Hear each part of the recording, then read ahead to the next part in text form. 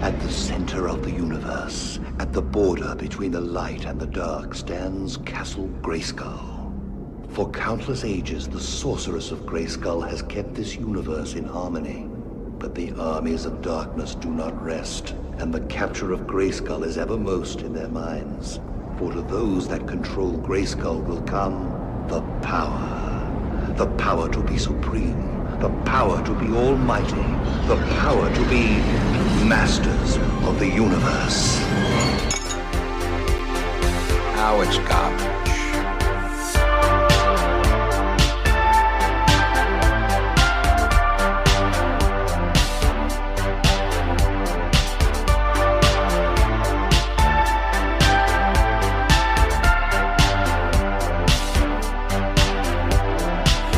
Just another movie night.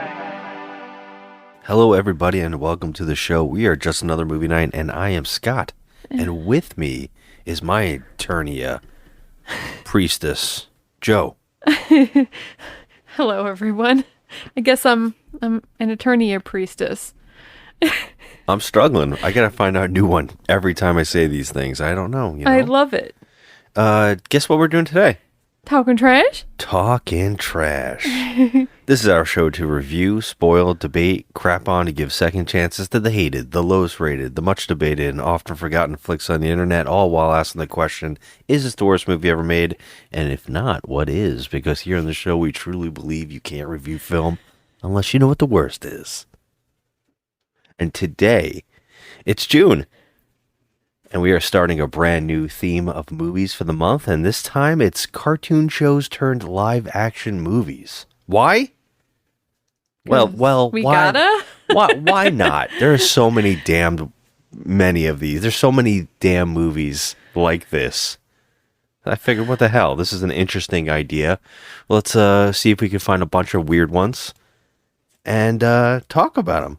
So tonight we are talking about a movie with the tagline, "A battle fought in the stars now comes to Earth." We are talking about 1987's Masters of the Universe. It has an IMDb score of 5.4 from 46,000 reviewers, a 35 on Metacritic. It was rewritten and directed by Gary Goddard of such theme park shorts like Jurassic Park The Ride, The Pre-Show. Guess he couldn't book the main act. Poseidon's Fury, Escape from the Lost City. Yeah, that's the standing 3D thing in Universal Studios, Florida. Hershey's Really Big 3D Show. Terminator 2 3D Battle Across Time. The M&M 3D Vegas Show. And Depot's Underwater 3D Wonder Show. This guy really likes 3D things. Oh my god. We've seen that Terminator show a million times. Yeah, we've seen a couple of these a million times. The funny part is, I couldn't even list movies that he's done. I had to do those. Oh, wow. So, yeah. This was based off a screenplay by Muppets and Dark Crystal writer David Adell. Oh. He's the writer of those movies. It had an estimated $22 million budget. Yikes. It grossed only 17. Wait, but at least it grossed 17. 17 out of 20. What did you say, 22 million? Yeah. $22 million? This was a giant flop. Yeah.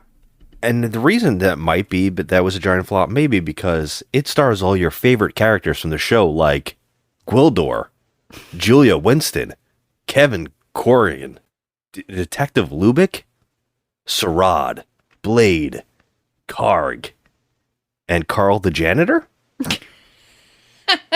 I said it to you. I'm like, who the hell are these fucking people? Yeah, you know, all your favorites. All your favorites I are don't here. recognize not one of these fools. But hey, at least we get to see He-Man, Skeletor, Teela, Evil Lyn, and Man-at-Arms. Kinda? Okay. All right. First of all, I was pretty happy with the character of Evil Lyn in this. She did good. Yeah, the actress, she actually said, well, she has such a unique face and eyes that people just see her and they go, well, she actually said, I am my own special effect. She really is, and that's a really good way to put it. I would say that this movie could be called Blue Eyes, the movie, because there are so many sets of blue eyes, beautiful blue eyes in this film. Yeah, you can say that again. Yeah, every shot, certain actors have these gorgeous blue eyes. I've never seen any eyes like that actress. What's her name? Courtney Cox also does. She's got beautiful eyes too, but the actress that's playing Evil Lynn, I mean, she is her own special effect. She's absolutely breathtaking. I love that she said that about herself. Yeah. She says, oh, it's very easy for me to get a job. She actually wanted to do long hair. She had a whole idea, and they said, nope, short hair. Well, I don't even think we see her hair in this movie, to be honest with you. because Evil Lynn, you don't see Evil Lynn's hair ever. It's always tucked into that big, atrocious thing. The big, what do you call it? Cowl thing that she's got in her head. Yeah, she has that giant headpiece with a a fan. Headpiece, yeah. We had to build it for you for Halloween one year. So yeah, that was fun. Her name is Meg Foster, the actress. Meg Foster. Yeah, she's actually a horror movie all-star. She's in a lot of stuff. She was in They Live, Lords of Salem. Mm-hmm. Yep. A bunch of stuff. She's got a very unique look. I think she's very beautiful. Can we talk about the other casting in this that I thought was pretty decent? Was Man-at-Arms. I thought he was okay. He did okay. It wasn't off-putting. But my favorite casting is by far Frank Langella. I thought he did good. Well, let's face facts. I mean, if we're going to already jump into that quickly, Frank Langella is the MVP of this film. 100%. This guy is... it's so hard to talk about Frank Langella. After knowing, everything that happened to him recently on, he got fired from Netflix for sexual harassment, apparently. And I think even he is fighting it like crazy. Like, it's insane that happened to him. He is an all-star actor. Let me tell you, this guy's a class acto. Because in this movie, he is going so above and beyond. You will no longer stand between me and my destiny. But I will. I told you it was always between us. Oh, I ache to smash you out of existence. To drive your cursed face from my memory forever. Enough! Yes! Let this be our final battle! He really is. Every scene, he's like, I'm going to turn this into something great. My 4-year-old son was Skeletor. We bought him all this stuff, and he'd run around the house saying, I am the power. And Gary Goddard, the director, called me in to meet with him, and it was a terrible script, just awful. But I couldn't resist the challenge of trying to make him real and believable. And I wanted my 4-year-old, of course, to see me as Skeletor. Yeah. He for sure is earning everybody's paycheck in this freaking movie because Dolph Lundgren is asleep at the wheel. Let's just face it. But let's say this though: his body is He-Man. His body is He-Man. His acting looks great. Is terrible, and his line delivery. It's just there when he does have a line, which he doesn't have many. Yeah. But when he does have a line, as the star of the movie, it's not even he can't deliver it. It just doesn't. It's like he's looking for his cue cards. If you look at him on the screen, his eyes are all over the place. He's looking for his cue card assistant. This. I don't see that at all. He can't deliver a line. He just can't. When we find the key, Gwildor will set the coordinates for Grayskull. We'll use the element of surprise. Oh, sure. We'll drop right into the throne room. Fight off 2,000 or 3,000 of Skeletor's crack troops, break into the force field, and free the sorceress. Right. If we're going to split up, we'd better synchronize our personal locators. You both ready? And if you find the key, activate the sorcery signal. Good journey. Good journey. Good journey. I don't know. I really don't. I've seen him in a lot of movies, and a lot of movies I felt like he did feel like that. Here, I don't think he does, but he was very ashamed of himself for doing this movie. He was not happy that he took this movie, and he actually had a couple quotes. I was actually going to read you this little trivia, though, real quick, because I think this is very interesting to talk about before we even start breaking down this movie. Canon shut this movie down. Now, Canon is the film company that produced this film. Canon shut down the production 3 days before the wrap of the film. And the director had to come back 2 months later to finish. Wow. Well, why did they shut it down? Because Canon Films went out of business. The whole reason this movie even went into production is because Mattel, they, had made the toys, made the He-Man cartoon show that only lasted 2 seasons, and the toy sales started dropping. So Canon's like, hey, we got this idea. We'll make it into a movie. But they had all these rules. You can't use the characters from the show if you're going to kill them. So they couldn't use any villain. They're like, hey, but we have a list of movie characters we want, like cartoon characters we want in this, like She-Ra. And they're like, well, yeah, okay, let's write them into the script and we'll write in all these ideas. But here's what we'll also do. We'll create a whole bunch of new characters so we can kill them. And then they're like, oh, we can make toys out of those characters. So Mattel was all on board. But as the script kept getting overblown and the production budget kept getting bigger, they kept saying, nope, cut everything out. So like characters like She-Ra were cut out. That sucks. So you're telling me that they made toys for the villains in this movie? Yes. The villains even don't the one that exist got killed. Oh, really? The ones that don't exist in the show at Yeah, all? which is funny because they said, What? Don't make toys for people who are going to get... We don't want to have kids playing with the ones that got killed. And then they went and made one anyways. Oh, my God. So Beastman was like the only villain besides He-Man, besides Skeletor and Evil Lynn to show up. But I'm a little baffled as to how they afford to make these toys when their budget, they didn't even make their money back. Mattel is the toy maker.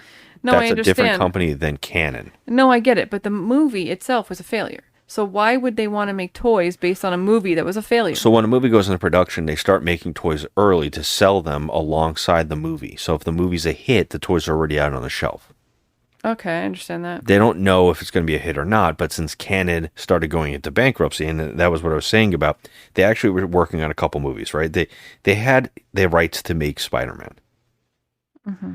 So they made a choice. They said, well, here's what we'll do. We're not going to make Spider-Man. We're going to make Superman 4 and He-Man. And if those movies huge successes, we're going to take the money that those movies make and we're going to make Spider-Man.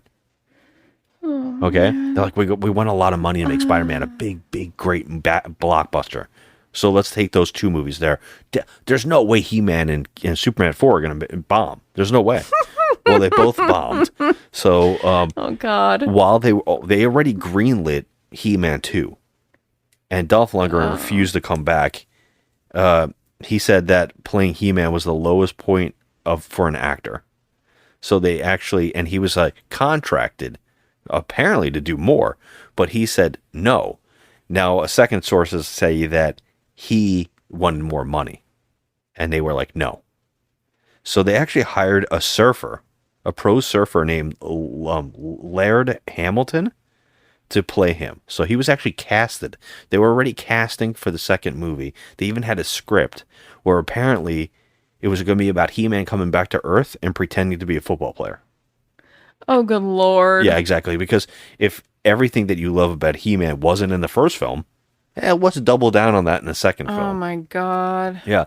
So they both their movies bombed, and they basically could make Spider-Man, so they lost that right. The fact that they didn't make Spider-Man instead of these 2 movies is insane. But what would that movie have even been? It would have been trash. Yeah, I have exactly. A feeling. I thought that was really interesting. That's some crazy ass facts going on in this movie. But yeah, this movie bombed in the box office, and everything went to crap. And you can see that a lot of the production got super cheap at scenes.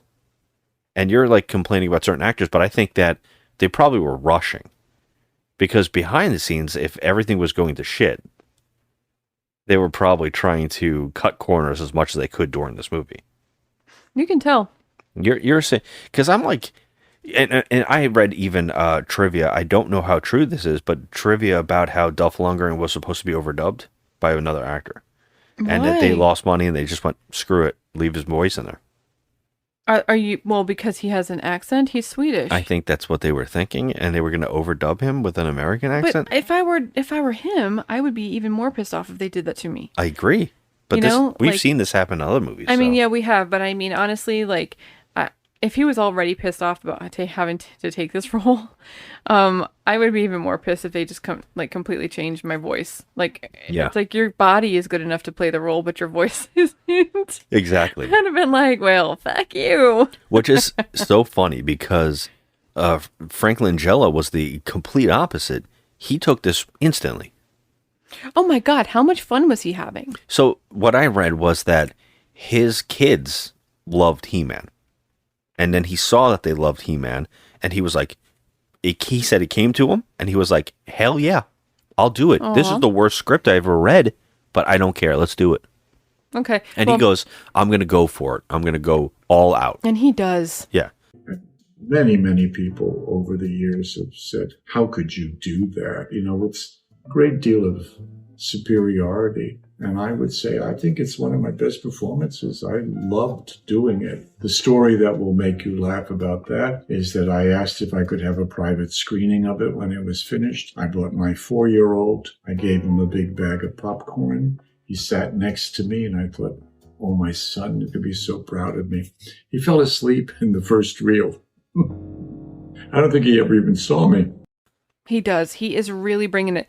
And as far as having Skeletor in a live action movie on screen, I was afraid. I was like, how are they going to do this, But I think they did it.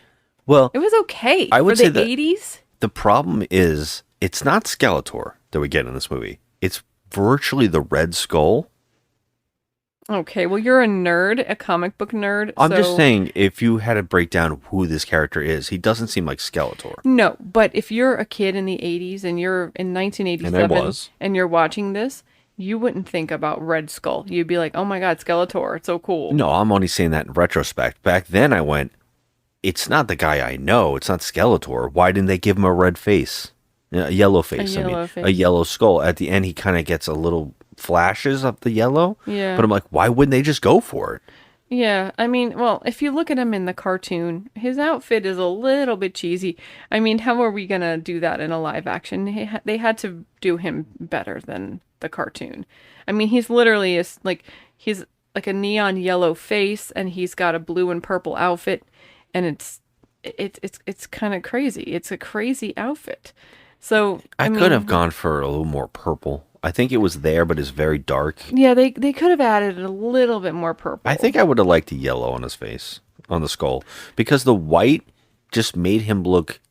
You remember when E.T. got sick and he was like dying in the water? He was like all pale. That's what it looks like here. I'm still affected by that. Why do you have to bring that up? I'm sorry, tragic memories. Oh, but yeah, you know what I'm saying? It is weird. But I mean, he was really bringing it in that. He that is outfit. a highlight because it doesn't even seem like Skeletor. It's just Franklin. You can see that this guy's going for it. He really is. He's acting. He is having the time of his life on top of it. You know, and I mean that makeup could not have been easy to. I think I also apparently they went through like a bunch of masks and they were like, you know what? This is the closest. They're like, we don't want to do a plastic mask. We don't want to paint on his face. And they were like, let's go and do 2 of those things mashed into each other. Mm-hmm. So they did some stuff painting and then they put the mask on. And I think it isn't the worst. I know I've heard people complain that you could see his nostrils through the holes and stuff like that. You have to really be looking. I didn't see them. I was really looking during the movie. I was like, I don't really notice. That is like far from my problems here. Yeah, I was really looking too because they did so many close-ups on his face. Yeah. But I thought that he did a really good job. Just with what he was given. I mean, it was a hard character to do, and I think he did a good job with it. Yeah. Where is your strength? Where is it gone? Look at your precious sorceress. An old crone, weak, withering, dying. Are you ready to kneel now, proud warrior? The moon rises to its apex. Do you hear? The Alpha and the Omega, death and rebirth, and as you die, so will I be reborn. So the 2 highlights, I guess, would be Evil Lynn and Skeletor. Those are the two best castings, I think, in this film. I think Dolph Lundgren had like the body, but I really don't think he had the acting chops to pull this off. Again, also the character of He-Man in the cartoon is very cheesy with the voice. Oh, he 100% is. I felt like he was manly here. Yes. So I kind of like the Dolph Lundgren pick. You couldn't ask for a better body and a better physicality to play He-Man than this guy. But real fast, I wanted to say that when I was reading about She-Ra was supposed to be in this movie, the director had drafted up a whole bunch of designs that included revealing cleavage and chainmail as her costume. Okay. It just had to read that It would too. make sense if if Evil Lynn had chainmail, but not She-Ra. Yeah. I just like they were like, I don't like her outfit's a little too cheesy. Chainmail, breasts. Okay, Maybe. so you would have to have Spirit Wind. Is it Spirit Wind, the horse? Swifty. Swifty. Swift Wind. Yeah. You would have to have the horse, and then, it would just add too much You're special going effects. too far with it. Yeah. They didn't even have Cringer. No. We don't have Battle Cat. We don't have. There was no Orko. We have no Orko. Instead, we get replaced with Billy Barty as some kind of all right, what is it? goblin-esque character. I was like, okay, I understand that the budget probably didn't account for Orko, and how would they even do Orko? Well, I mean, Billy Barty is actually kind of perfect, and you can see that they were already working on Orko, but they didn't know what to do with the face, but the ears are there. The ears are there. His voice is kind of perfect for it. Yeah. I mean, when he comes down to it, he just needs a big hat, like a he needs a floofy big hat. And like a long, like, what does he wear? Like it looks like a red dress. Yeah, it's like a turtleneck. I always think about the guy from Fat Albert. He's got that like it's up to his mush mouth or whatever. It's like up on his mouth. I don't know if that's mush mouth. The one with the hat looks like a fire hydrant. That might be mush mouth. So funny. I love that. But that's how I think. It's like a big scarf over his face. Yeah, I don't see why they couldn't have They done could that. have done that, and I think that would have been more fun because I like the voice for Orko. Yeah. But here it's just done so odd. Yeah, I don't know why they put this poor actor through all this makeup and all this crap. I mean, that character does not even exist. It's a made-up character. Help! Help! Get me out of there! Help! Help! Help! Somebody! Oh. Who are you? I am Gwildor of Thenor. Gwildor. Gwildor! Gwildor, hurry! What the hell is that? That's Gwildor. Gwildor. Gwildor. Gwildor. Gwildor, over here. Gwildor, get back there. Come on, Gwildor! Gwildor! Come on, Gwildor! Gwildor! Gwildor! Sorry. Gwildor. Gwildor. Gwildor. Gwildor. Gwildor, we have very little time. Gwildor. Gwildor. Gwildor. Gwildor? Gwildor. Gwildor. Gwildor. What the hell is that? Gwildor. Gwildor. Gwildor. Gwildor. Gwildor. Frank, Gwildor, you need anything? Give me that! Bring Gwildor! Gwildor, come on! Gwildor! What do you say, Gwildor? Gwildor. Gwildor. Gwildor. Gwildor. Gwildor, get down!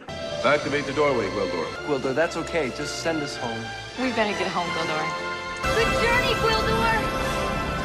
Gwildor, wait! It's a made-up character. It's like they just started, it's also like a toy. Mm-hmm.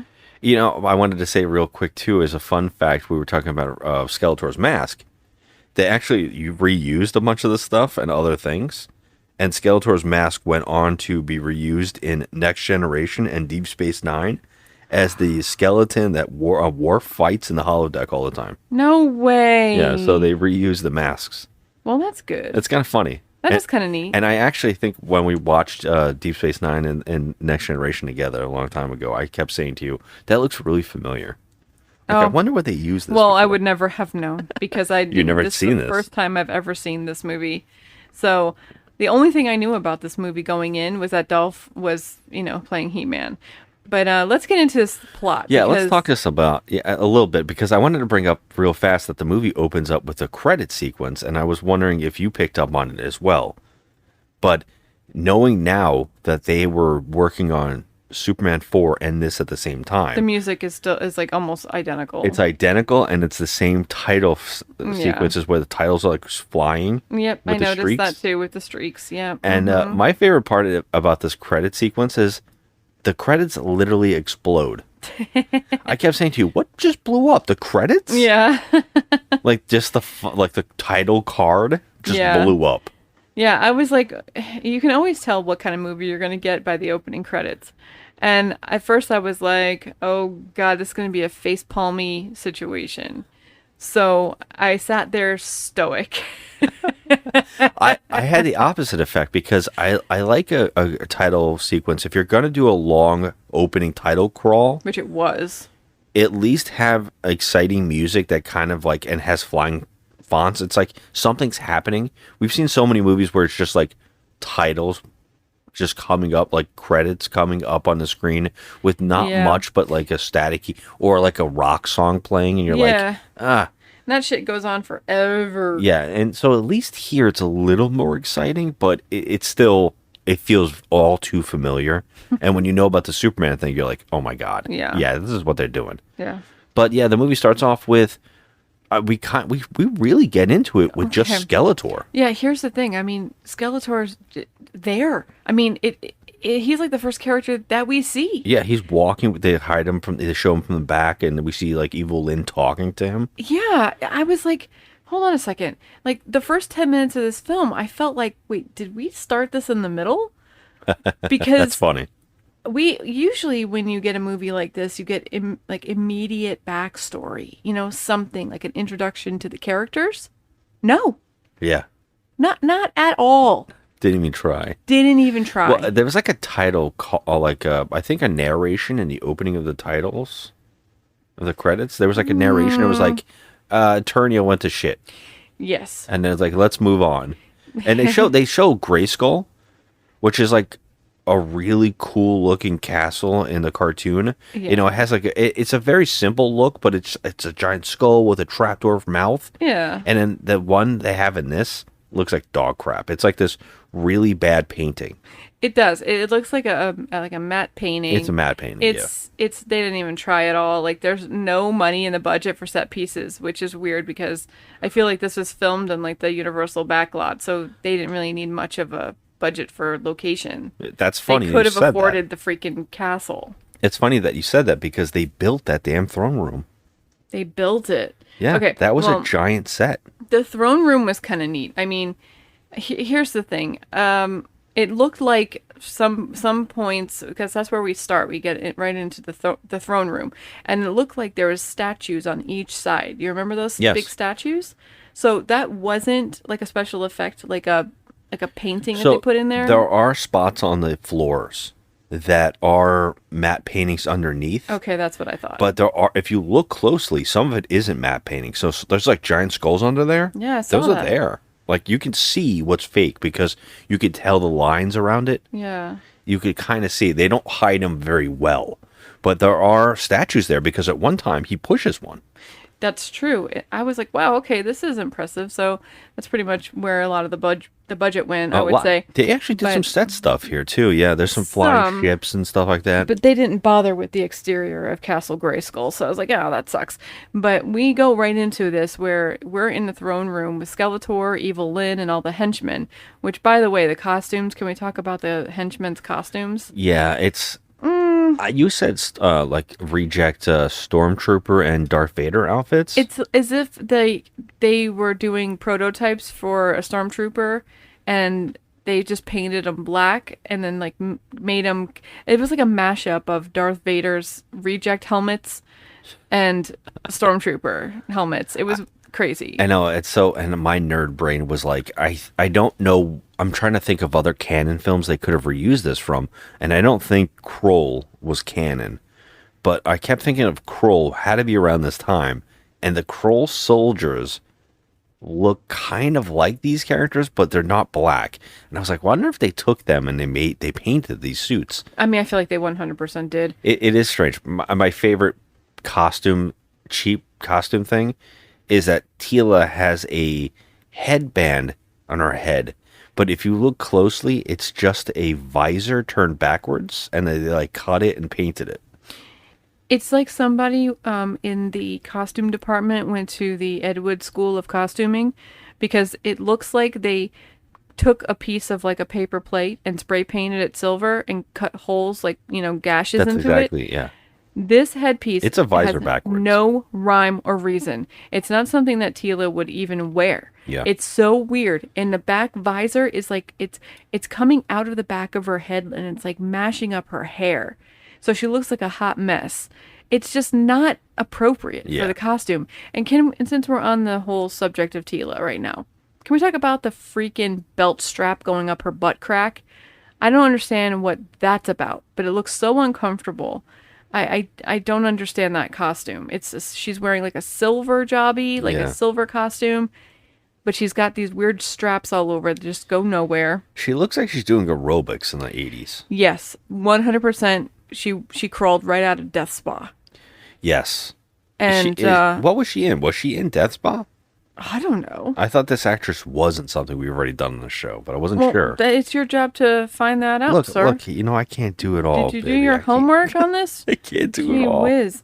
But if we could still talk about costumes, I really did like Evil Lynn's costume. I did. I thought everything about Evil Lynn was pretty awesome. Yeah, she's in Commando. She was in Skin Deep. Andre Death Spa. I was right. She's in Death Spa. Yep, and she's in Perfect.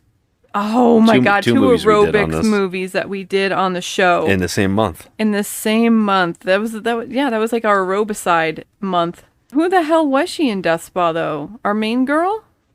No, she wasn't the main girl, but I remember her being in the movie. When you said it, I was like, she was actually in that too. Oh my God, that is just too much. I think that's funny that we get like a whole thing with Skeletor. He basically kind of tells us the plot a little bit. He somehow broke into Castle Grayskull, taken over the sorceress, and put her in some kind of... The sorceress, by the way, is wearing those crystals that that hippie girlfriends have in their house that they prey on and all that, and they put on your body to ward the demons off and the sickness. I love her headpiece. Yeah, I love it. Just a big crystal garden on her head. It looks like the Fortress of Solitude. Yes, it does. Cool. It does. I love it. Maybe that's where they got this from. Probably. To like get it from the Quest of Peace. Get it over here. I think that's the fourth one, right? Quest for Peace or something. Yeah. Is that the one with the nuclear man? Oh, yeah. Yeah. That's isn't that John Cryer? Yes. No, and he's spinning around on the ground. Oh no.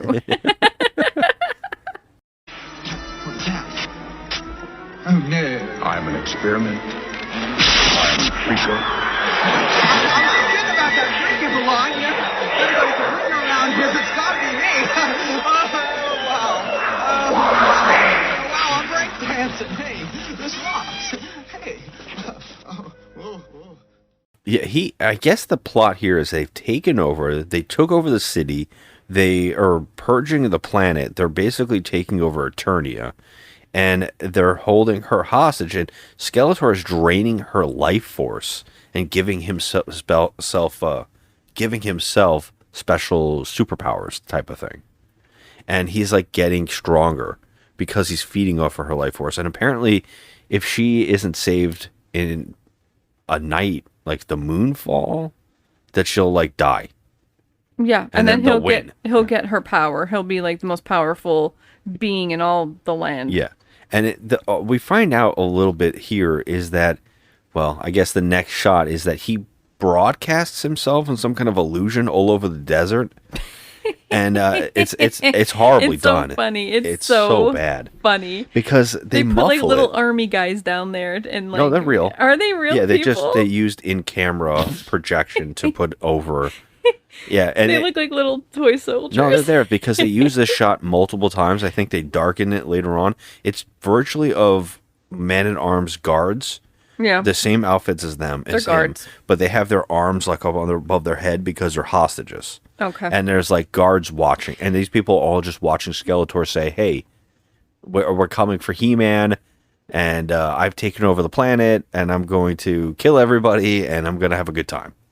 Right. That's it. And so what we see next is that some guards are taking a hostage in a net away, and He-Man jumps in and kills a bunch of these. And I guess they're not people.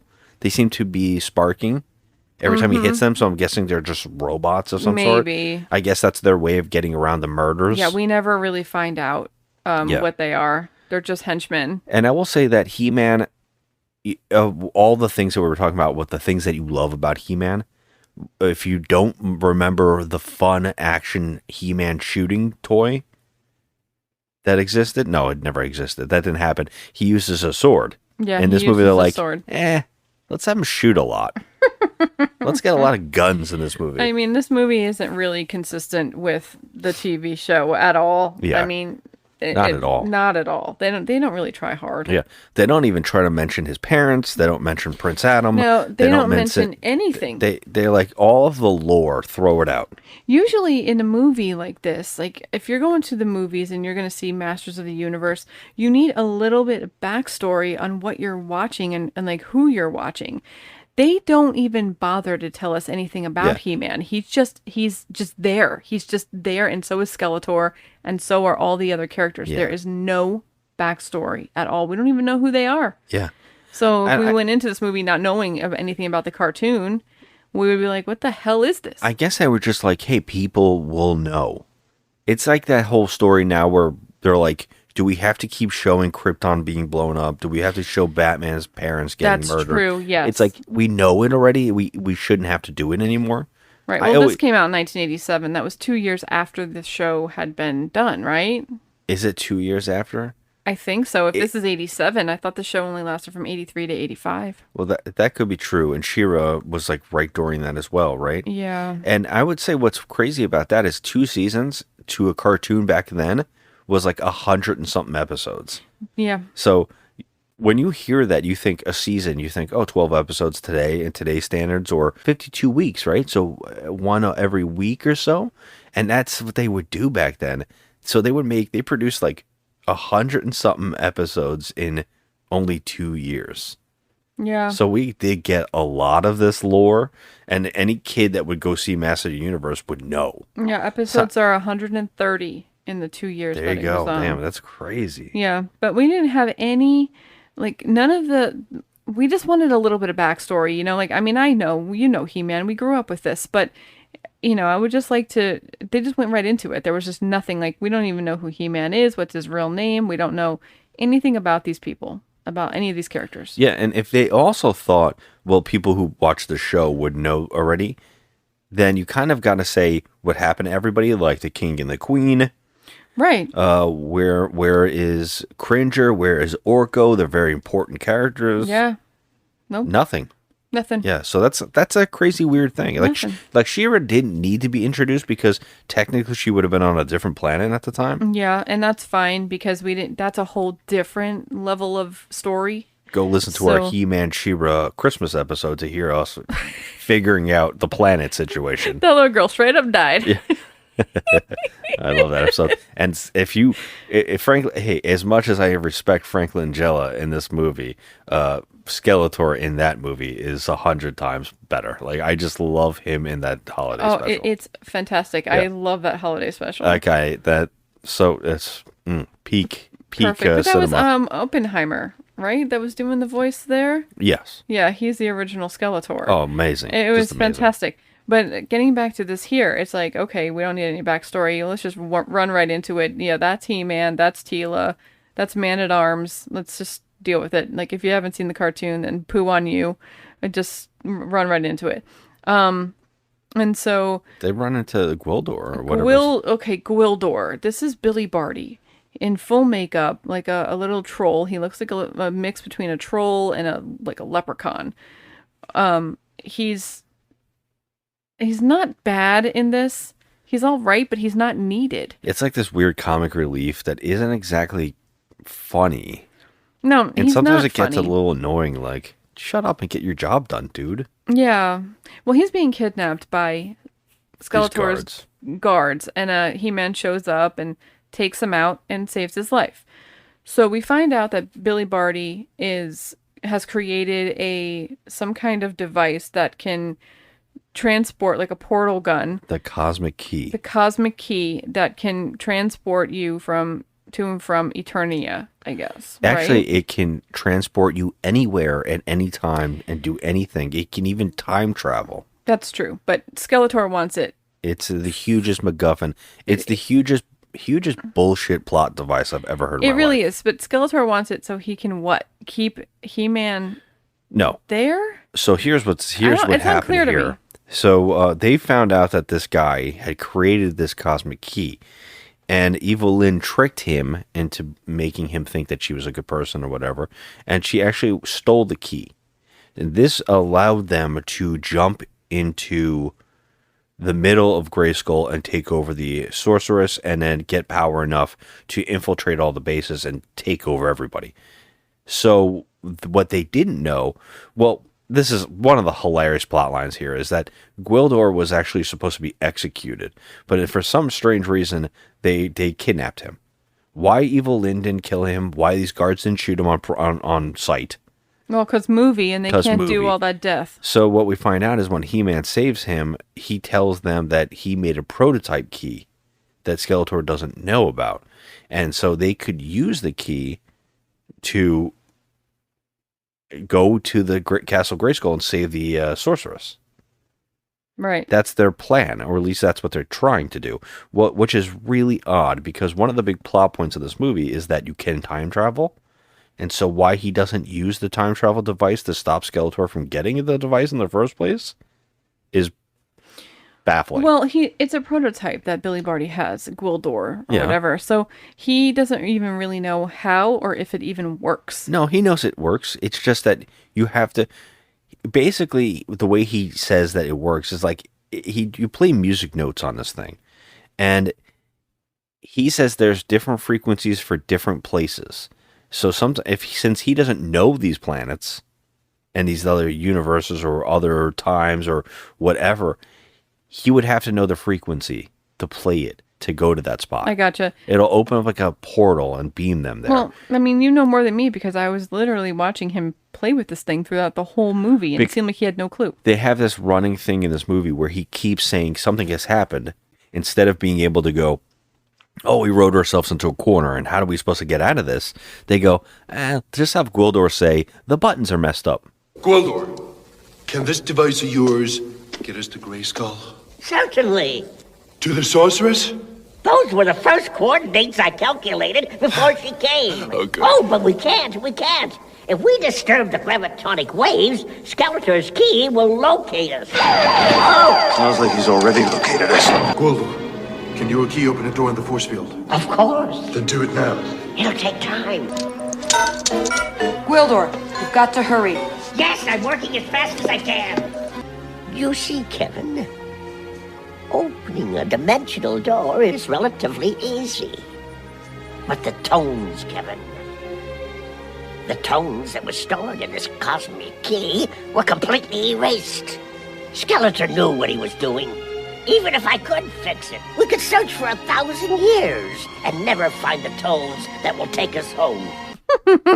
Or something's happened to the It's notes. not easy. Yeah, something's happened. And so that's the whole thing. So one of the other attachments to this plot to make it actually happen is that Gwildor, if he plays his instrument, or whatever his cosmic key, Skeletor will sense that cosmic key with his cosmic key, and it'll interact, and that cosmic key will recognize where that one is. That's how ridiculous this plot is. Everything's attached. Yeah. Why one cosmic key would set off another cosmic key is beyond me. But it does. They instantly find his base, and they come and they shoot at him. And they have to go on the run. And so they go on a run. They beam into Castle Grayskull to try to save her. Doesn't work. They get ambushed. And the last-ditch effort is that Gwildor plays it, and they send them to 1987 Earth. Yep, where we, as the audience, meet an adorable Courtney Cox. This is her fresh off her dance with Bruce Springsteen. In the music video. She's just so pretty in this. But we see her, and her little plot is that she's leaving town to go start her life elsewhere. Yeah, so her whole plot line is that her parents died in an airplane crash. I guess the dad was flying a small airplane, and I guess something had happened with it, and they died. And so years later, she was like living in the house. I don't know who was also her guardian at the time, because I think that she was still in school. Mm-hmm. But now they're out of school, her and her boyfriend. And I guess this night she works at this one chicken place. And she's like, well, after I get off work, I'm going to say goodbye to my boyfriend and I'm going to leave town. Yeah, she planned on leaving town. Yeah. That was it. But he knew about this. Now, her boyfriend's being played by Duncan McNeil? Yeah, you knew him. We were like, oh my god, yeah, it's Tom Paris, on from Voyager. Yeah, and Star Trek Voyager, for anybody who isn't a big Star Trek nerd like we are. Yeah, so he's very young in this, and he plays her boyfriend, and so he knows that she's leaving town, and he seems okay with it. It's weird. She even brings him, like, she works at a chicken rib place. Fun fact about this, they actually built the front of that place, but that's later in history. That is where the Rodney King beating happened. Jesus Christ. Right on that spot. Oh, that's terrible. I know, and I saw that trivia. I was like, well, that's crazy trivia. That's like, yeah, I don't like that trivia. Yeah, I know. But, I thought that was nuts. But she brings him a bucket of ribs. She's like, oh, we're going. He's like, wow, this is a terrible last meal. Eat some ribs.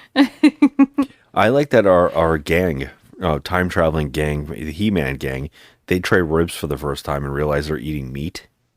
And I guess in Eternia, they don't eat meat. I guess they don't. They only eat vegetables and things they grow or whatever. And so they're eating meat. And it's so funny because Man-at-Arms is like, yeah, I'm into it. He does not care. He goes, they're like, what is this? The food is on a little white stick. And he's like, that's a rib. She's like, animals? We're eating animals? Yeah. What did you think you were eating? Even Gwildor's like, it did taste good. Like, obviously, okay, so they're supposed to be like, vegetarians. You've eaten every vegetable, right? You know that's not a vegetable? Yeah. So what did you think you're eating? They're like, damn, this is the best vegetables I've ever had in my life. Some of this is so cheesy. But so, I guess we need to incorporate Courtney Cox and her boyfriend into this plot somehow. Well, the whole thing is when they got beamed in, of course, wouldn't you know it, the cosmic key got lost. Yes. So they have to find it. But also, it landed right at Courtney Cox's parents' grave. Yes. So when she goes there to say goodbye to them as well, when she's going to leave town, they find the cosmic key.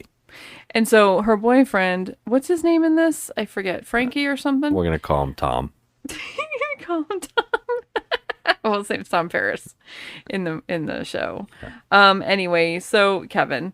Anyway, so Kevin finds it and he thinks that it's a synthesizer because he's a musician. So obviously, this thing that looks like a baker would use it to knead the dough. It's literally a mixer with spikes on it. He thinks that it's a synthesizer because when you press a button, it makes sounds. So he takes this thing. He's all excited. And he's playing it good, by the way. He's playing it, yeah. And he's going to take this thing to his friend at the music store to say, hey, have you ever seen a synthesizer like this before? But he went on the way there. He stops at the school for what was the reasoning? He has a huge concert going on that night. And she was supposed to see Elise sit there with him for sound check. Right. So he's setting it up and he's like, oh, I'm going to add this new instrument into my mix. But I want to get a little heads up from the local musician, like music store guy, and see what kind of music instrument this is exactly. Although he keeps saying he knows what it is. I don't know why he has to go to this guy. Yeah, he keeps saying it's a synthesizer. He doesn't have any idea how to use it.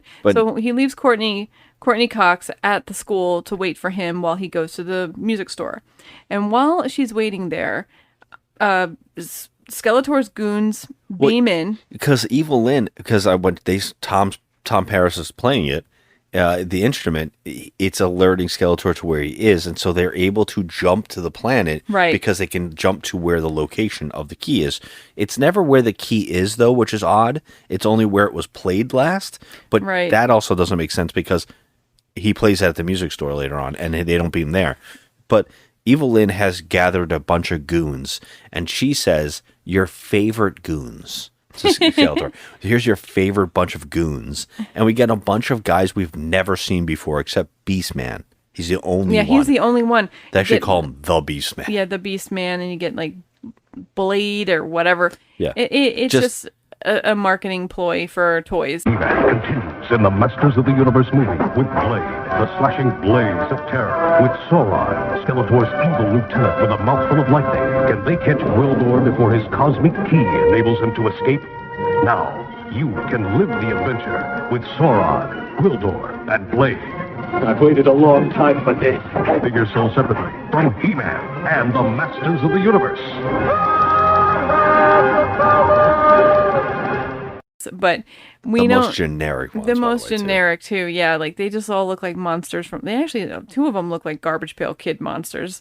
Like Alligator. Yeah, I guess you could say. I actually don't mind him, that lizard man with a helmet. I kind of dig that guy. I don't know why. He's the one that kind of looks like Alligator. I like it. But like The other one so- is definitely a Garbage Pail Kid. Yes. The small one. I mean, the small one is for sure. But, I mean, so this is where the plot gets crazy and all the chaos ensues. But I will say this. As far as chaos goes, this was not, like, cheesy fun like I was hoping the chaos would be. Yep. It was just there. Like, the epic battles were not even epic. You know? It's like the goons get to the school and they chase Courtney Cox pretty bad. I mean, she gets fucked up, you know? It's crazy. They're trying to kill her. They shoot everything at her. It's crazy. He-Man finds her and saves the day and takes her to safety. And they try to go and get that cosmic key back from her boyfriend, Kevin. But not before more chaos ensues.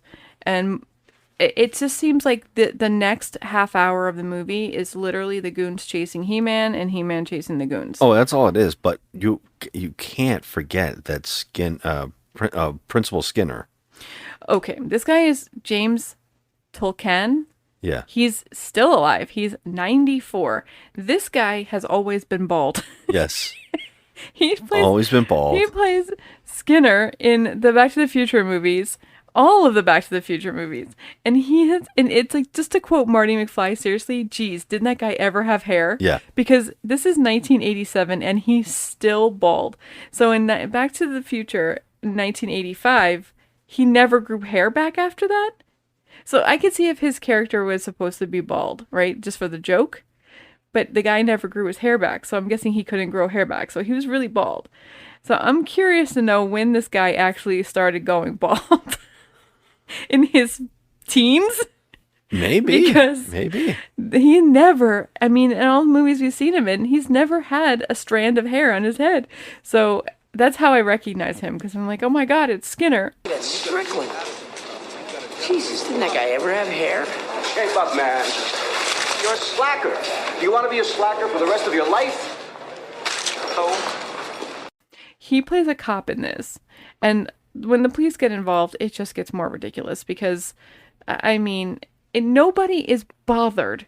No one is taken aback or even bats an eye to see characters that are dressed like this. Yeah. I mean, He thinks they're from a cult. it's a cult. I mean, seriously, he's wearing a loincloth Yes. and freaking, like, he's running around with a sword on his back, and he clearly does not look like he belongs here. Yeah. And then he's got Tila and Man-at-Arms, who 100% look like they're from outer space, okay? I don't think they do. I think everybody I think they all look like humans cosplaying. But Like, back then, it wasn't cosplay, but they could have been like just weirdos. Okay, now can we talk about Gwildor or whatever? his Now name that's the one where everybody goes, "What the hell is Really? that thing?" Really? He's like a little troll running around the town. Yeah. And everyone is fine. One moment, Skinner says, "Oh, what the hell is that?" Well, really? That's your reaction? Because I'd be scared shitless if I saw that thing. Really? Yeah. I don't think I'd be scared. I'd be like, Well, is that a mask? Now we wouldn't be scared because we're older and people cosplay. But back then, if I was a kid, It's like a Halloween costume. I don't know how much, because no one looks exactly like an alien until I would say that Skeletor's gang comes. well, Then yeah, there's like that's full okay. monsters. There's a werewolf. There's a lizard. I mean, that's true. There's full monsters with Skeletor, and Skeletor himself, too, is off-putting and scary. However, still, you see He-Man, he's like a 7-foot glossed-over, like half-naked man who doesn't look like he belongs there. I mean, no one's even taken aback by this. Yeah. And he's strong as hell, and he beats, the bad guys up. Yeah, it's just like a muscly guy's there. I would say that the moment the fire happens at the school, because the bad guys all go and try to get Courtney Cox and she gets away. After that fire happens, literally the whole town clears out and there's no one on set. No extras, nobody. It's just our main crew. There's nobody. It clears everybody out. And this is really funny too, is that there's so many back and forth scenes here, because we know after they fail the attempt at getting the key the first time, they go back to Skeletor for some strange reason. I don't know why they don't just keep doubling back to try and get them. They just keep leaving. For some reason, they go back to Skeletor without anything. So Skeletor naturally just kills one of them for no reason. To show he's a badass, he kills the lizard dude. So then he sends Evil Lyn to go and be their boss and go back. So Evil Lyn shows up, and now we get like entire sequences, because Courtney Cox is with the He-Man crew, and Tom Paris is off on his own because he doesn't know what's going on. And Tom Paris got Principal Skinner gets him. Is it Principal Skinner? Yeah. Yeah, Principal Skinner, because every time I say it, I feel like I'm talking about The Simpsons. No, you know what?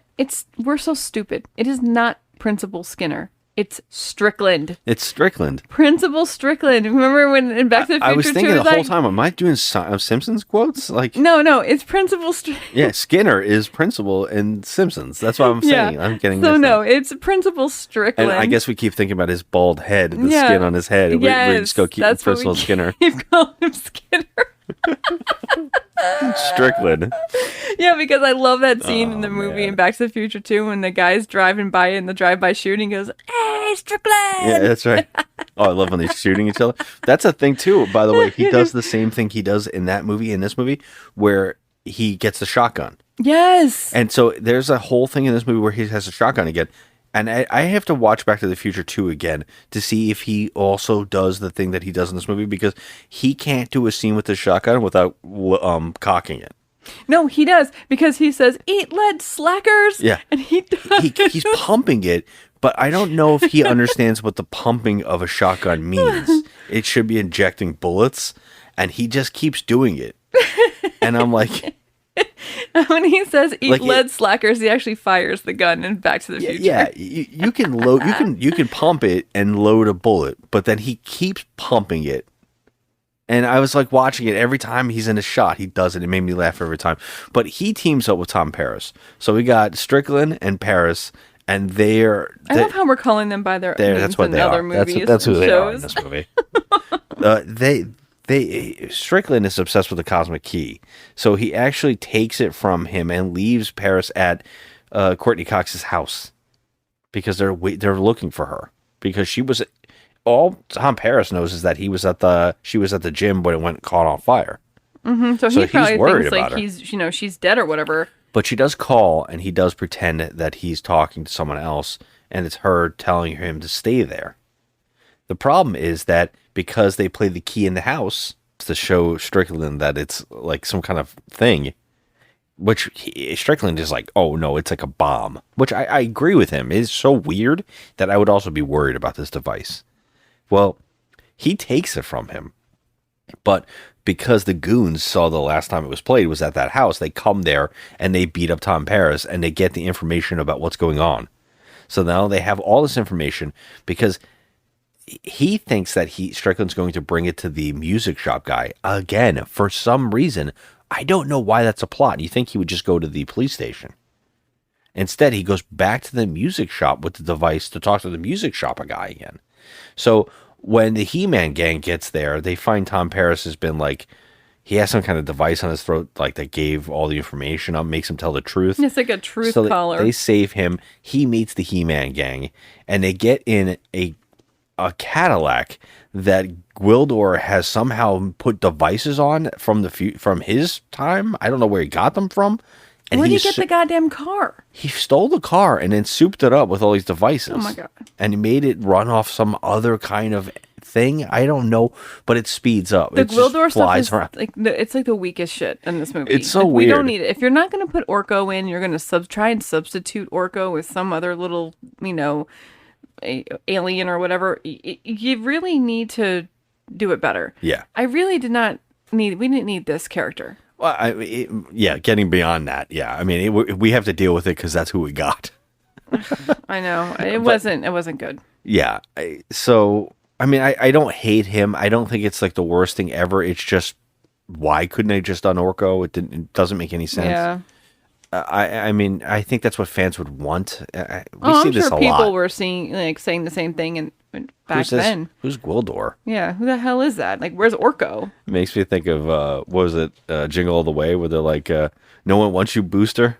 That's how I feel about Gwildor. Like, no one wants you, Aw. Gwildor. Poor Booster. So they are now going to converge. They go to the store and they find Strickland with the device at the music shop, the He-Man gang. But for some reason, they get there before Skeletor's gang. Although Skeletor's gang already left to go there a while back. Yeah, they should have just beamed right in. Yeah, I don't know. Well, I guess because he didn't play the device yet, they couldn't find it. I don't know. But they do get there so they can have a huge standoff with the He-Man gang. No, here's the thing. I have to say, this movie doesn't have much. No, there's not much, but it's just like, okay, this happened. This happened. I feel like if you're not going to have much in the way of like plot or even discussing character buildup or anything like that, at least have some proper fight scenes. Like, I know they had to make it kiddie because it is a kid's show, so they couldn't like do blood spatter and all that biz. But at least make some of the sword fights kind of neat, like tuck and roll once in a while or do something. He-Man doesn't do shit. He doesn't do much with a sword. Nothing with the sword, and the sword is like his whole entire like livelihood, and he doesn't do nothing with that sword. It's like, dude, you got that glistened chicken nugget body and you got that feathered hair, but you don't do what you're supposed to do as He-Man. Yeah, there's like a fight with Blade. This guy has double swords, and he fights him with his sword. That's about it. Nothing epic. And then he does a last fight with a sword. A couple times he blocks some stuff. It's just not sucks. much. It's just a weak, like the whole entire thing. Like, it's weak on dialogue. It's weak on character buildup. And I'm just like, all right, well, at least we'll get some fight scenes. No. Yeah, I will say that what's even worse is the actress playing Teela. Her shooting guns is the worst looking thing ever. She doesn't look as she knows how to hold a gun at all. It's like no one even told her, make it look good. They just let her do it. And she's holding it like it's a water gun that a little child holds at her chest, their chest, and just like squirting it with both hands. Mm-hmm. That's what it's like. She doesn't like aim. She just is randomly shooting from her chest with two hands. It looks so bizarre. She's a weak character. Like, that's what I'm saying. Like, you're going to pick and choose the characters from Masters of the Universe to put in this film. Pick the good ones. I mean, Teela's a great character. Teela is a good character, but make her be the character that she is in the show. Like, she's cool. This movie had nothing with Teela. It was stupid. There was no need for her to be in it. Woman at arms. I mean, at least Man at Arms had some fight scenes and some shooting scenes, and he actually kicked some ass. But not really either. He He's always kicked talking more about ass eating. than He-Man did. I mean, that's for sure. No. Yes, he did. He-Man takes like 5-10 soldiers down at a time in this movie a couple times. The fight scenes are so unepic is really the point. No, it absolutely is. That's the huge problem. The weirdest thing happens. They put them in a back room while there's a war going on in the front room of this music shop. And the strangest part of this is during this whole thing, because Strickland Tom Paris has a gun on him, and they're kind of fighting while Gwildor is trying to get the key to work. And the funniest thing, Gwildor says like a line of dialogue, "If only I had a song maker Like, if I only had a person who knows music or whatever, virtually along those lines. And I'm like, you're in a music shop.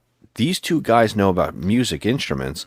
Nobody says a damn thing. They just move on. It's like a throwaway line of dialogue. It's like for us. something handy to the plot, but it doesn't go anywhere. It's like, okay. Now, what's even weirder is that there's a back door exit. Now, at any time, everybody could just leave. They could just leave. So they're literally held up in a freaking back storage room, it looks like, where they're stuck. They're trapped, right? That's what we believe. It's not. It's not that they're trapped. It's just like he's trying to get the device and they're holding it off. Right. But it's the bad guys could come in the alley. Yeah, for real. There's a back door that leads to an alley, which we know because we see Courtney Cox looking out the window and she sees what she, it thinks is her mom. So she, does the dumbest thing that a character could possibly do, right? We know her mom has passed away in a plane crash, so it cannot possibly be her mom. But she runs out there.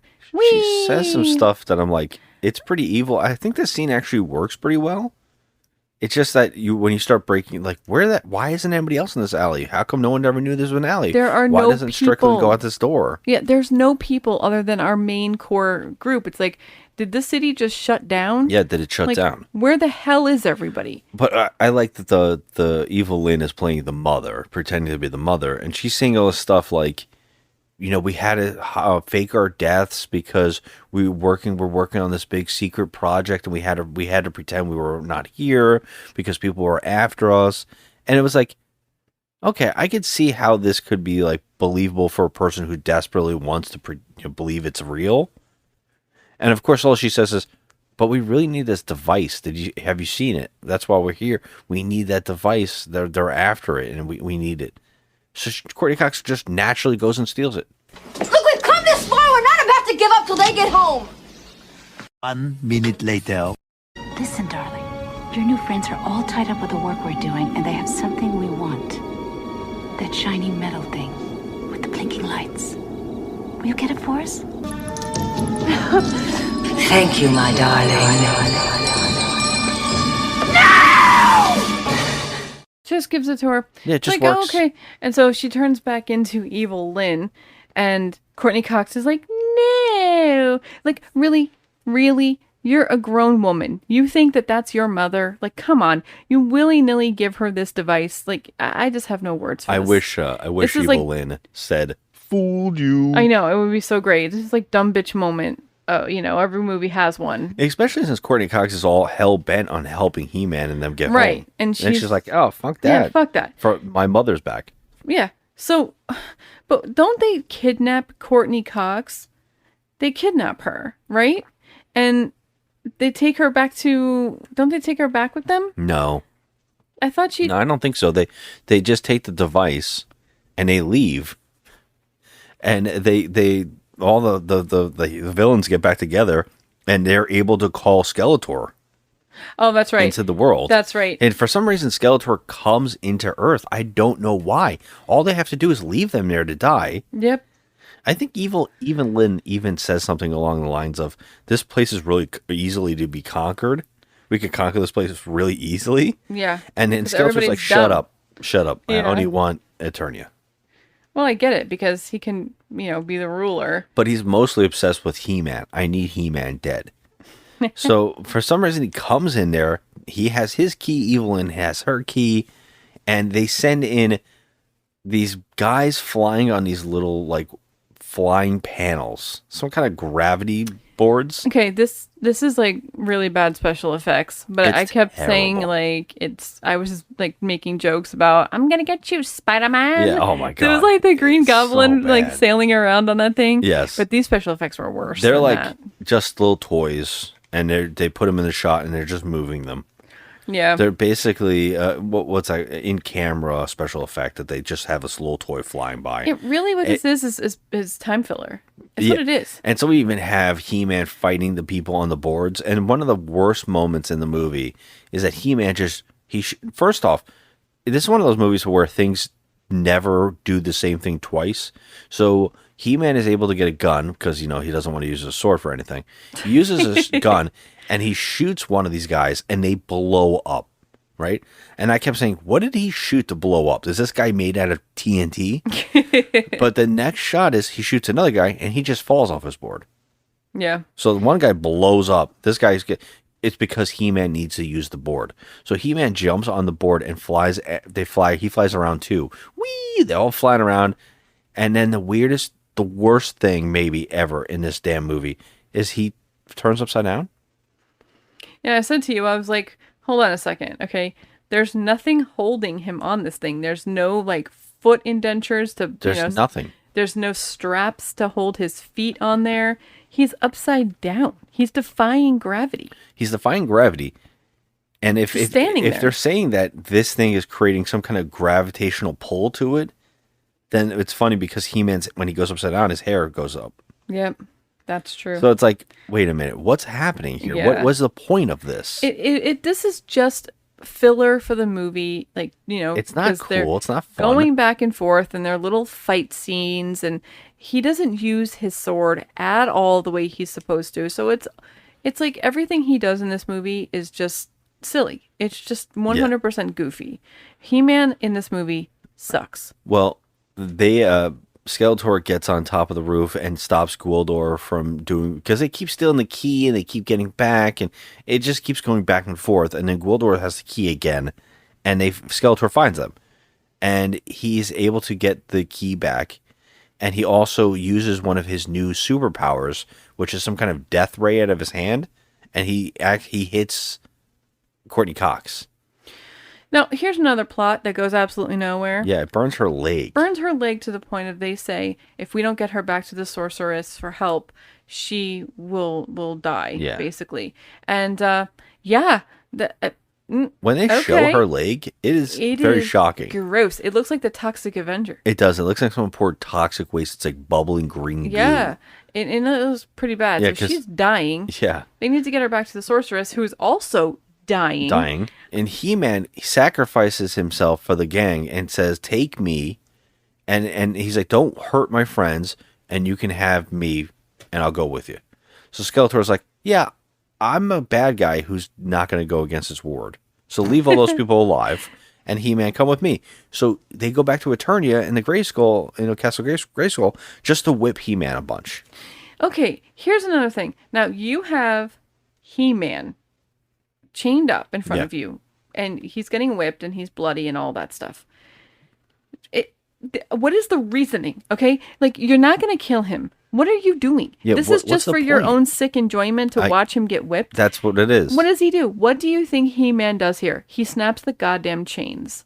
He only does that later on after, remember now, Skeletor does take his sword, stick it into some kind of device. I don't know how they've created this sword device, but when he does it, it allows Skeletor to get all of the powers, because he actually turns into a golden monstrosity of some sort. He turns into Shao Kahn. I guess so, yeah. Yeah, it looks so odd. It's just so much gold on him. He straight up turns into Shao Kahn.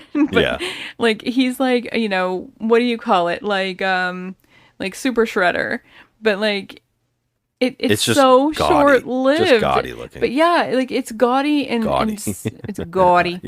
Gaudy. But, like, it's short-lived, and He-Man breaks the chains, and doesn't he... Well, that's only because the gang, the whole thing is they can't get back because instead of taking the device with them, Skeletor leaves the device after he has wrecked it. And he's like, yeah, I'll leave you alive and the cosmic key, and I'll get out of here.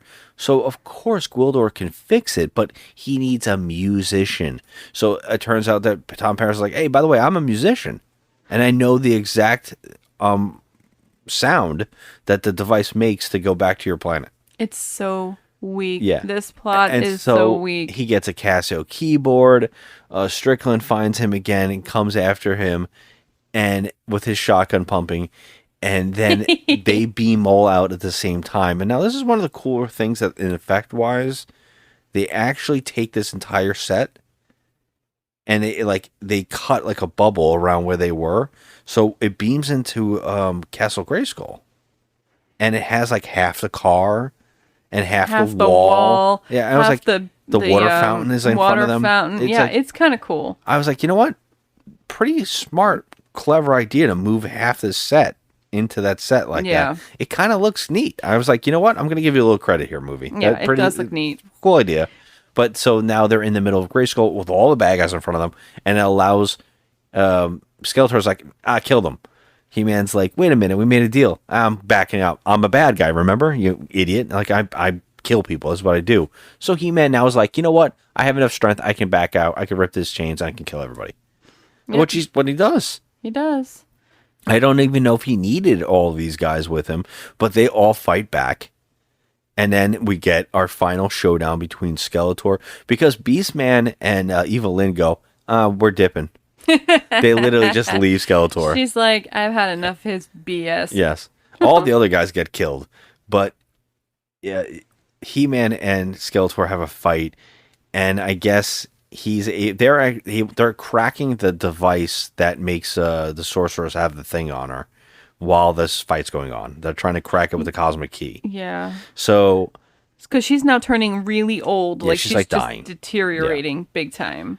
He cuts Skeletor's staff in half. I guess that's where his power lays, because it drains him and he becomes the old Skeletor again. Mm-hmm. And Skeletor's like, yeah, but I'm still a good fighter. So he gets up and just fights him again. So they have a big fight until Skeletor has He-Man down, but He-Man's able to do one swipe move and throw him off the thing into a bottomless pit. This reminded me of when Darth Maul fell down. Any Darth Vader, the Emperor. The Emperor. Yeah, it was just like, it was one of those. It was a little cheesy watching him fall down into the pit.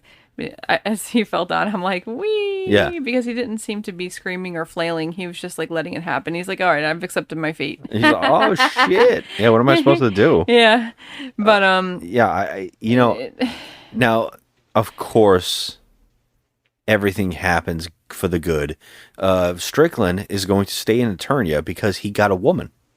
They just gave him a seat at the throne. Yeah, it looks like he's actually sitting on a throne. He is. He's on the side of the sorceress, like the sorceress supreme of Eternia. What have you done to earn this amazing thing? Yeah. And then gig. It just makes no sense. Like, everybody's happy at the end. We see Courtney Cox is healed.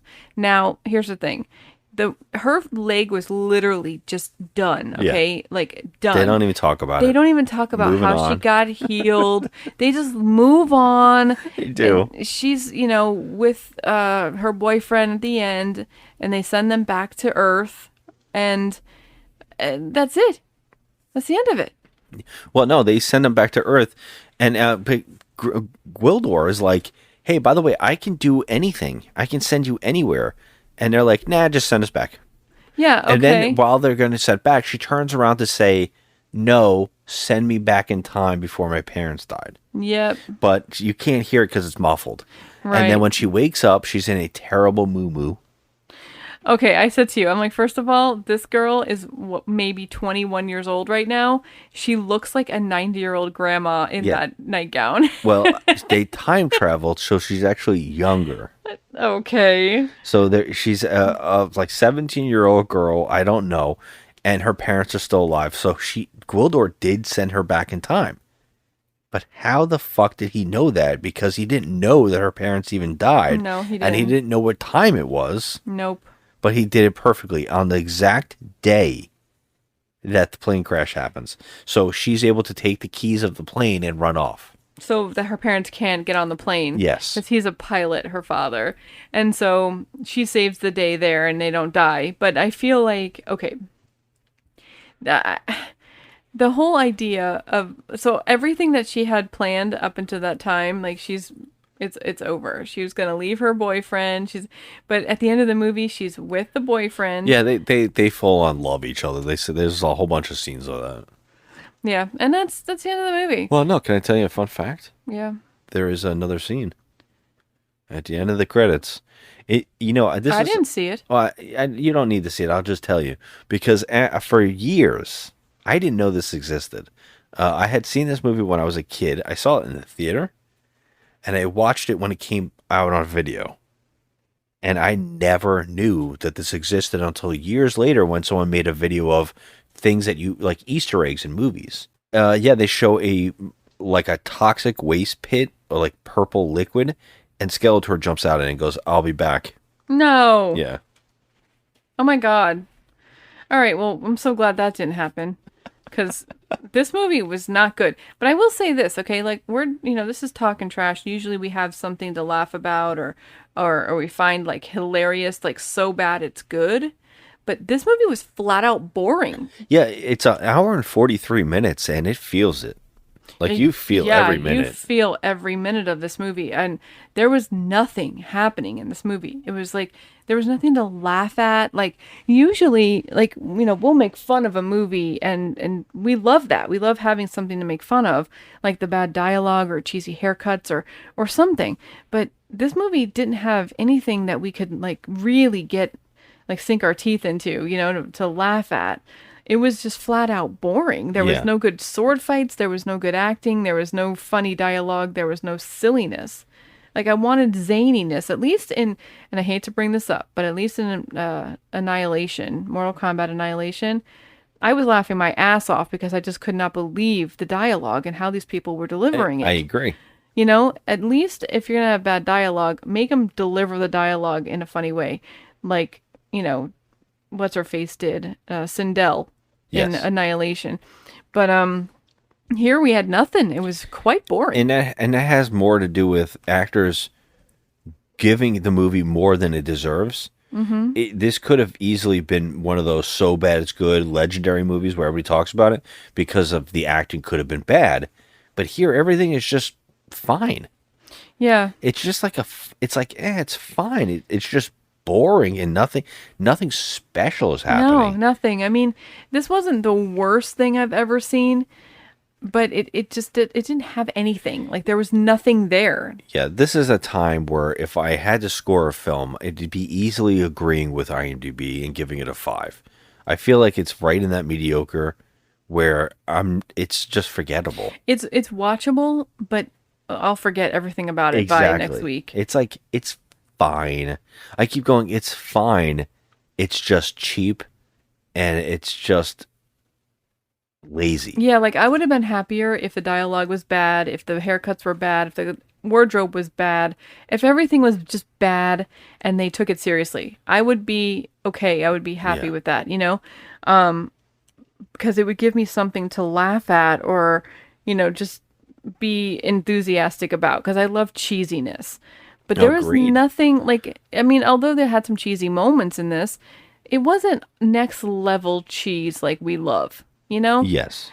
And that was disappointing. I thought we were going to go into, like, wow, like, we're going to have a comparison of, will Annihilation be at the number 1 or will this be number 1? Like, is this worse than Annihilation? That's what I was thinking going in, because I was like, it's early. It's like, well, it's late 80s. It's based on a children's cartoon. It's got to be cheese factor 11. But it wasn't. Well, I feel like the 90s definitely capitalized on that cheap, mostly because of the special effects. Yeah. And a lot of pumping rock and roll music with that techno feel for the Annihilation. That's that very 90s thing. That can so easily become so bad it's good. Yeah. Because it's like a recipe for disaster. Here in the 80s, it was like, I can't believe this thing got made. That's mostly what the bad 80s is. Yeah. It's like, even when it's bad, it's always like, it's not the worst thing, but usually there's at least one or two things that are, like, worthy to be like, yeah, this is a piece of crap and I love it. You know? This one, no. Yeah, it just didn't have that. It was like, it wasn't terrible. It wasn't the worst thing ever. But it's not going to make me remember it. So, I mean, I think I don't even want to give it a 5. I think that's too high. I can't go lower because I don't think it's the worst thing I've ever seen, and I don't think it's so bad it's good.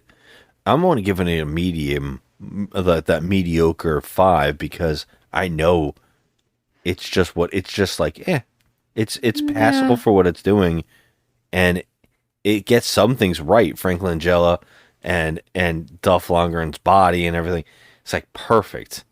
Yeah, it's perfect. It's just, this is the laziest version of what you're doing.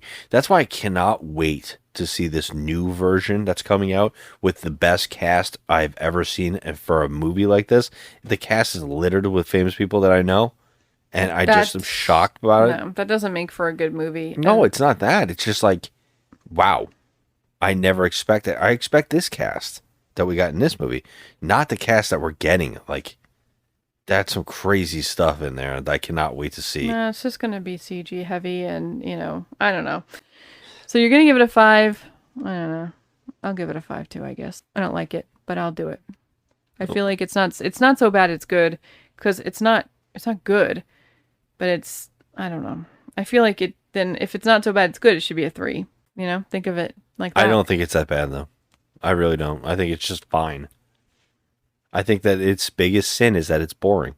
Yeah, it's boring. I mean, I've seen more boring films that are action. I think that this, as a kid's movie, it kind of works. Yeah, but He-Man's supposed to be like a hero. I'm not getting hero out of Dolph Lundgren. Yeah, that's mostly due to the fact that the movie is trying to do a cheap way out with a human couple plotline. That's a very easy script writing tool where you're like, well, we have this big property, but we can't afford all that cool stuff. Yeah. So let's just make them on Earth. That happened to so many movies in the 80s. Like, this is not the first time. They did this with, like, Beastmaster. They did this with the... I gotta think of another one. But I know they do this a lot, where the sequels are just like, we can put them somewhere, and it's a whole idea. Oh, they're just in America. That's it. It's like, oh, what a... they kind of did that. They do that with a lot of properties, too. They did it with Barbie not too long ago. But there, I think it works because they're trying to do a whole nother thing. And it's more about, like, how Barbie affects people of now. He-Man, now this new movie could be doing something similar. I don't know, and I'm kind of fascinated about that. But this is a thing that these screenwriters are like, well, the easy out here is we'll have another character be our main character, not He-Man. So He-Man actually doesn't end up being hero, although he does save the day by fighting everybody constantly. It's just not a hero enough.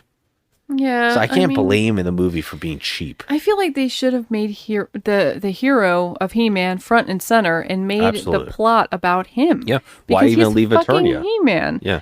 Right. Why even leave Eternia? They didn't need to. It's stupid. They didn't need to do any of that. They didn't need to do a cosmic key. They didn't need to do any of that. They just could have done the characters that we know and we followed them. Yeah. All right. I'll give it a 5, but I don't know how I feel about that.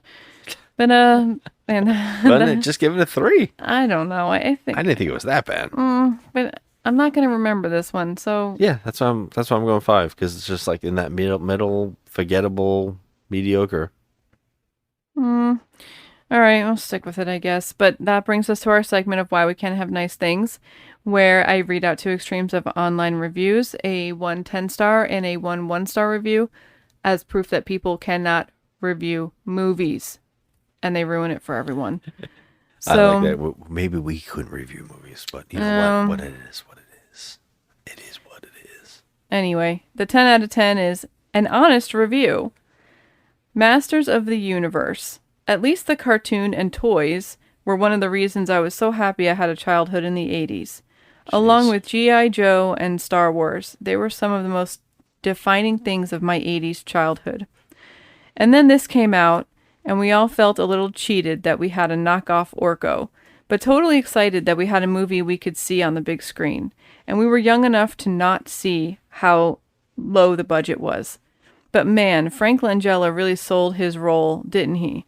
He brought his A game to this and knocked it out of the park. And Chelsea Field deserved better roles, but she's never been bad in any of her films, even this low-budget fare. But watching it as an adult, it's a lot more B-movie than it was when I was a kid. And the nostalgia and, well, Langella are all that's really carrying it. But it's still fun. It still entertains, and it's still all that matters.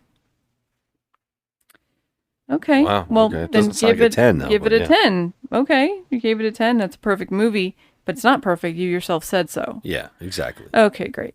So, the 1 out of 10. Almost all of you should be ashamed of yourselves. Great movie? Excellent? Wonderful acting? What the heck were you people thinking? So far, Stinky 2's comment is the only one that has pegged it dead on the nose, though I'd only give a movie a 2, maybe 2.5 for some of its hilarity. The movie was like a train wreck. It was a horrible thing to watch, but I just couldn't look away. It should have never scored higher than a 3.5. And if God forbid they make a sequel or remake, do the poor beloved cartoon some justice and stick to its cast of characters and their struggles. Jeez. So I guess they were mentioning someone else's comment on this in their review, but honestly, I don't think it was a 1. I don't think it was a train wreck. He himself said it was 2.5. 2.5, right? So why are you putting 1? If you think it's like a 2.5, at least give it a 2. Just because he's mad.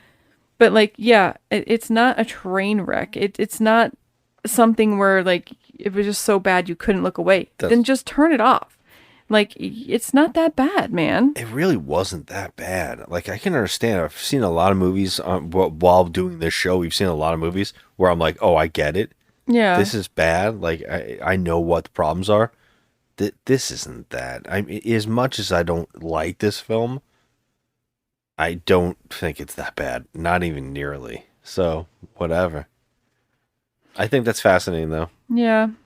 I mean, that's all I got. I understand why Dolph Lundgren didn't want to come back or do another one of these. I get why he was annoyed. He didn't really have a lot to do as He-Man. He should have been a front and center, and he wasn't. Yeah. And that's wrong. When your main title character, He-Man, is not the focus of the movie, it's weird. Yeah, it is strange. It's weird. Well, I mean, his name isn't on it. It's the Masters of the Universe. Yeah, I get it, but it's He-Man. Yeah. That's totally. his whole thing, you know? This is his property. And Skeletor is, you know, as popular and as important, but they work off each other. Yeah. I don't know. You can skip this piece of crap. It's not that good. It's passable as a movie, but it was boring as hell. That's all I got. All right, then. So next week we'll be moving on to another one, which is going to piss off Joe even more. Well, that would be Gem and the Hologram. So. Oh my God! I can't. Oh my God! You're doing that to me. I'm looking forward to it because I want to know what the hell that movie could be like. I told you I never wanted to watch that film ever. We have to see it. Even though Molly Ringwald is in it, I heard. Yeah, Molly Ringwald's in it. No, I'm out. I can't do that one. I can't. I'll do it by myself then. I can't. Why would you do that to me? That'll be a lone episode of me talking to myself. You're just going to hear me raging and screaming the whole time because I can't have Gem ruined. That's why I refuse to watch that movie. It's just... Fine. All right, everyone. You know, it's going to make good pod. Everyone's going to want to hear me screaming and raving. That's what's going to happen. We give every movie a chance. That's what we do here. No, fine. Okay, this is my opportunity to give it a chance. You're right. Let me give it a chance. I'm going to be pissed off, but I'll give it a chance. All right, that's it. All right, until next time, guys, hit us up on Instagram at Joe at the Crafty Misfit and me at Just Another Movie Night. Don't say goodbye. Say good journey.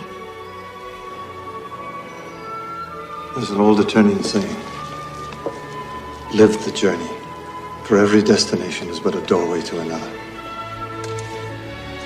Good journey. Good journey.